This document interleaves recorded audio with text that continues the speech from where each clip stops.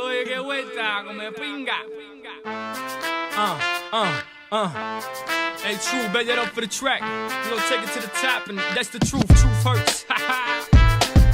Oh yeah, if you broke but you still pimpin', drinkin', smoking, then say, oh yeah, if you ballin' by your bottles, then say, oh yeah, mommy. If you're pimpin' your sets and your ass is fat, then say, oh yeah, papi.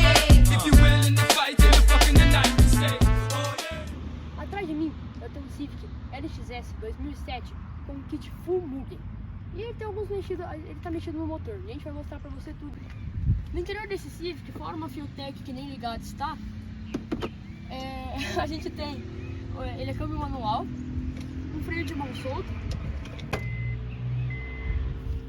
O banco tá solto. Ah tá, tem algum estrago. Um dos diferenciais do CIVIC dessa geração é o painel bipartido, que aqui mostra o velocímetro e aqui o conta-giros. E nesse caso, como é um LXS, a diferença é que é azul, e no CIVIC SI é vermelho.